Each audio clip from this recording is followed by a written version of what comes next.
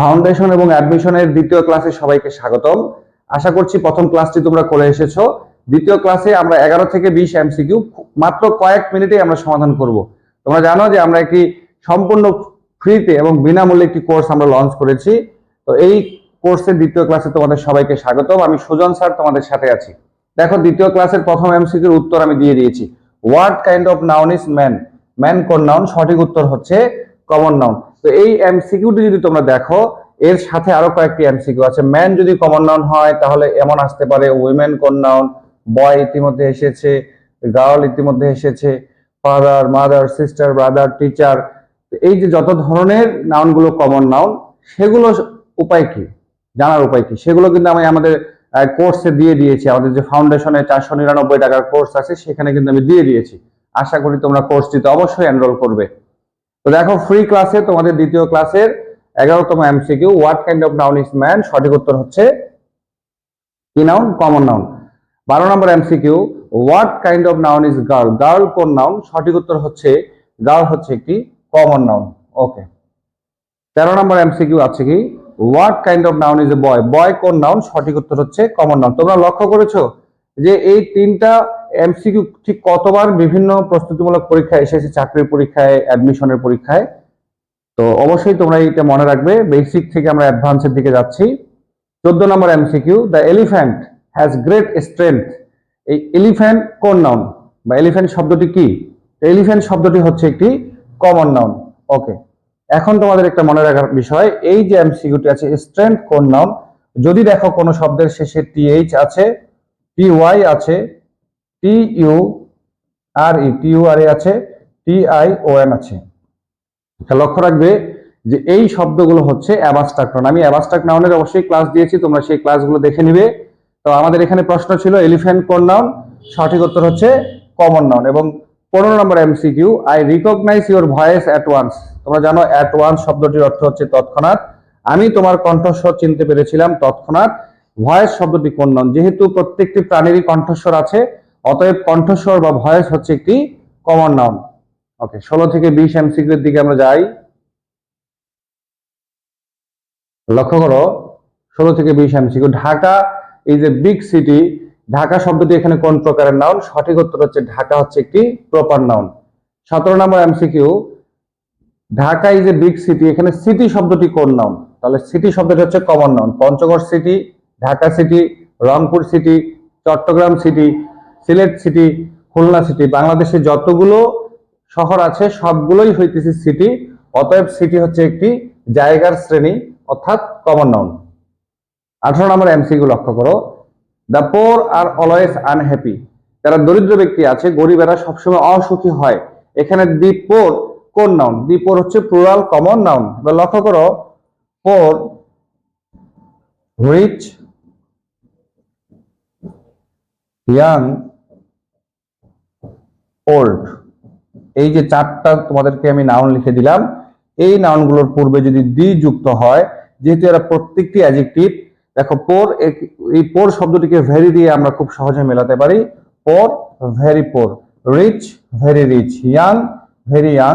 Old, very old. অর্থাৎ এই চারটি শব্দ হচ্ছে অ্যাডজেক্টিভ। আর আমরা জানি অ্যাডজেক্টিভের পূর্বে দি যুক্ত হলে সেটি প্লুরাল কমন নাউন হয়। ওকে, তাহলে the poor are always unhappy, দরিদ্র ব্যক্তিরা, গরিব ব্যক্তিরা সবসময় অসুখী হয়, এটি কোন নাউন? এটা হচ্ছে প্লুরাল কমন নাউন। ওকে। 19 নম্বর এমসিকিউ, ভাবে দুইবার এসেছে। I think dash should pay more taxes. আমি মনে করি ধনীদের বেশি কর দেওয়া উচিত। বাংলা অর্থটা করে দেওয়া আছে এখানে, যদিও উত্তরে dash should pay more taxes. এখানে কারা ঠিক বেশি পরিমাণে ট্যাক্স বা কর দিবে, সেটা সঠিক উত্তর হচ্ছে দ্য রিচ, অর্থাৎ ধনী ব্যক্তি। তোমরা মনে রাখবা, এখানে যে রিচের শব্দটি আছে, অনেকের মনে হতে পারে যে ধনীরা তোমার হচ্ছে বেশি কর দিবে। এটা খুব স্বভাবতই মনে হতে পারে, কিন্তু কখনো অ্যাডজেক্টিভের সাথে তোমার হচ্ছে এস বাই যোগ করা যায় না। তো সবসময় মনে রাখবে যে ধনীদের সাথে বা গরিবদের সাথে, অর্থাৎ রিচ, পোর, ইয়াং, ওল্ড, এদের সাথে কখনো এস বাই যোগ করা যায় না, কারণ এগুলো হচ্ছে অ্যাডজেক্টিভ। 20 নম্বর এমসিকিউটি লক্ষ্য করো, the poor always honour the rich. The rich শব্দটি এখানে আসলে কি? দ্য পোর শব্দটি এখানে কি? দ্য পোর শব্দটিও হচ্ছে তোমার plural common noun. The rich শব্দটিও হচ্ছে প্লুরাল কমন নাউন, অর্থাৎ এটা সঠিক উত্তর হচ্ছে নাউন। এবার আমরা 11 থেকে 20 আমরা একটু ওয়ান শটে শেখার চেষ্টা করব, বোঝার চেষ্টা করব। আমি তোমাদের সুবিধার্থে 11 থেকে 20 আরেকবার রিভিশন করাই দিচ্ছি। আমার বিশ্বাস তোমরা যদি রিভিশনটাতে একটু মনে রাখো, যেহেতু আমি সবকিছু মিশিয়ে দিয়েছি, তাহলে তোমরা যারা যারা পুরো ক্লাসটি দেখলে তোমাদের এখানে একটা পরীক্ষা হয়ে যাবে। ঠিক আছে, ওকে। তাহলে what kind of noun is man? Man কোন প্রকারের নাউন? ম্যান হচ্ছে common noun. What kind of noun is girl? Girl কোন নাউন? সঠিক উত্তর হচ্ছে কমন নাউন। এরপরে পরের এমসিকিউ 13 নম্বর। তাহলে what kind of noun is boy? Boy হচ্ছে একটি common noun. The elephant has great strength. Elephant এর অনেক শক্তি বা অনেক সামর্থ্য রয়েছে, এটি কোন নাউন? এলিফ্যান্ট কোন নাউন? এলিফ্যান্ট হচ্ছে একটি কমন নাউন। ওকে, মনে রাখবে পৃথিবীর 99% নাউনই কিন্তু কমন নাউন, কারণ প্রত্যেকটি যেই প্রাণীগুলো রয়েছে সবগুলোর সাথে এস বেস যোগ করা যায় এবং সেগুলো হচ্ছে common noun. I recognize your voice. Voice কোন নাউন? প্রত্যেকটি প্রাণীর ভয়েস আছে, যেহেতু শ্রেণী বোঝাচ্ছে তাহলে সেটি হচ্ছে common noun. Dhaka is a big city. এখানে ঢাকা কোন প্রকারের নাউন? সঠিক উত্তর হচ্ছে প্রপার নাউন। ওকে, 17 নম্বর MCQ. Dhaka is a big city, একই প্রশ্ন একটু চেঞ্জ করে দিয়েছে। সিটি কোন প্রকারের নাউন? সঠিক উত্তর হচ্ছে কমন নাউন। তাহলে Dhaka proper noun, city common noun. The poor are always unhappy. আমি এখানে দেখছি দ্য পোর শব্দটি কোন নাউন? দ্য পোর হচ্ছে প্লুরাল কমন নাউন। আচ্ছা, আমি এই 18 নম্বর এমসিকিউ এ তোমাদের একটু প্রশ্ন রাখতে চাই। যদি আর শব্দটা নিচে আন্ডারলাইন থাকতো, এটা কোন পার্টস অফ স্পিচ? অলওয়েজ শব্দটার নিচে যদি আন্ডারলাইন থাকতো, এটা কোন পার্টস অফ স্পিচ? আনহ্যাপি শব্দের নিচে যদি আন্ডারলাইন থাকতো, এটা কোন পার্টস অফ স্পিচ? এই 18 নম্বর এমসিকিউ এর তোমরা একটু আমাকে উত্তরগুলো দিবে তো। 19 নম্বর MCQ. I think the rich অথবা I think the rich should pay more taxes. ধনীদের বেশি করে কর দেওয়া উচিত বলে আমি মনে করি।